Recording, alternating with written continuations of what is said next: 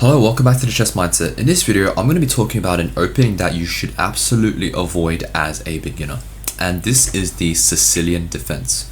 So in case you don't know, or you probably will know, this is a very popular opening. It starts off with e4, followed by c5. And this is the Sicilian defense. And a lot of beginners, I don't really recommend playing this. And there's a reason for that, right? And the reason is because this opening is so complicated, even grandmasters will struggle to actually think of a plan and figure out what to do, right? And the idea of this opening in a nutshell is that you have this imbalanced pawn structure where your opponent has this e pawn, you have this c pawn, and you're going to start to basically attack on this side of the board, or they're going to castle queen side usually, and you're going to castle king side. And you're just going to start throwing attacks on the queen side, they're going to start throwing attacks on the king side, and it's just going to be chaos on the board, right? And the reason I don't recommend this is because it's so complicated that, for a specific line in the Knight-off variation, I believe there's 16 different ways white can play. You're going to have to study a ton of theory, you're going to have to study lines, and also even grandmasters struggle to remember the theory, right? So if you want to play the Sicilian, I just strongly recommend you to think of something else, and I recommend playing the Caro-Kann, which I'll get to later in the video. But let me just show you a quick line in the Sicilian defense that just shows you basically how complicated this opening can get, right? So I believe this is going to be the Knight-off variation of the Sicilian, where I think it starts off like this and then goes like this, and knight here, and it goes like this, right? And then you play a6. So this is called the Knight-off variation of the Sicilian defense, and this is a very popular opening line for the Sicilian. And in this position, there's a ton of moves that white can play here, right? They can bring the bishop here, here, here, here. They can bring this bishop here, here, here, right? They can play something like h3. This is called the Adams attack, right? They can play this. This is called the, I don't even know if I'm pronouncing this right, but Opocensky variation. They're gonna castle, and then it's just very, very complicated, right? I think the official number of moves white can play here is 16, and then basically if you're gonna study this, you're gonna have to study 16 different lines, which is just crazy, right? And obviously there are top engine moves that you have to study, and if you play any other move, it's probably just not going to be good, and you're going to be losing basically. So that's why I don't recommend playing this, just because you're going to have to memorize a ton of theory. If you're fine with that, then go for it, but personally, I wouldn't want to do that anyway. Instead, right, I want you to play the Caro-Kann defense, which goes with c6. And this is a much simpler opening, right? And the idea of this opening is that we get to a position like this where we exchange the pawns, and now our game plan is very, very simple. We just have to remember a few things, right? We're going to develop our bishop, lock it behind with this pawn chain. Let's say something like this, right? We're going to develop our knight first. If they develop the knight here, we're going to pin the knight, and there's not many things you have to memorize here, right?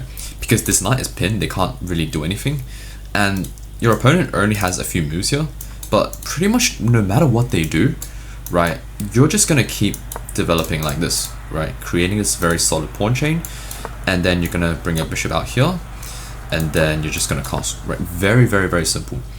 And this game plan is so simple that you don't even have to memorize anything. There's literally no opening theory here, because what you want to do is you're just going to get to a position like this where you develop all your knights, right? You put your bishop out, locked it behind this pawn structure, put your Dasko bishop here, and now you're going to start to think of a plan to attack on the queen side, right? You have queen ideas here, right? Putting pressure on this pawn, and basically your game plan is very, very simple.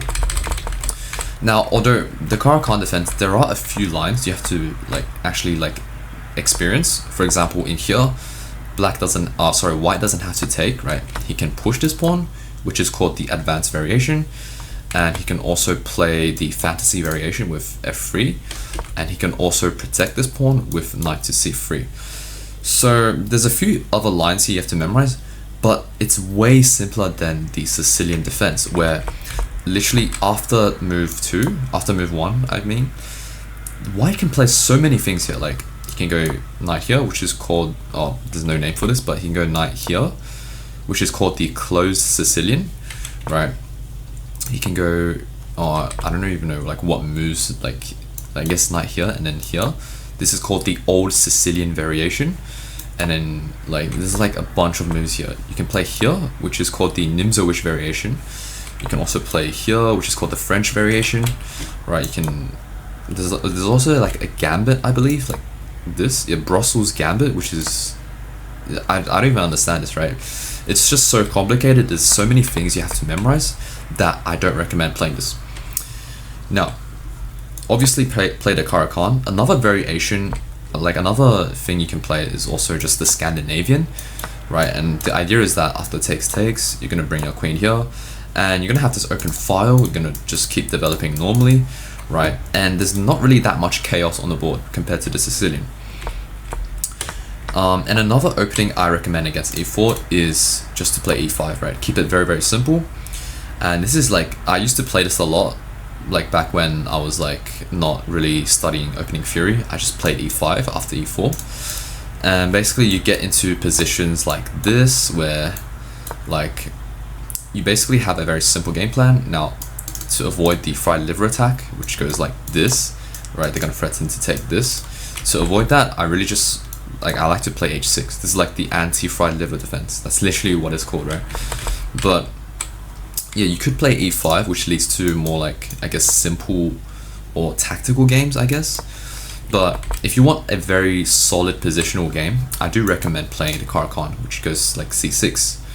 And basically, you're gonna get into positions like this. Like even here, you can transpose back into the exchange variation of the Caro-Kann, right? They play knight here, and then now you can just pin this knight, and your game plan is super simple. Takes, and then create this very nice pawn structure. You're gonna develop your knight here, right? Develop your knight here, bishop here, put pressure on this pawn, queen here, castle, put pressure on this pawn. So it's just a very simple game plan. And that's why I recommend playing the Caro-Kann instead of the Sicilian defense.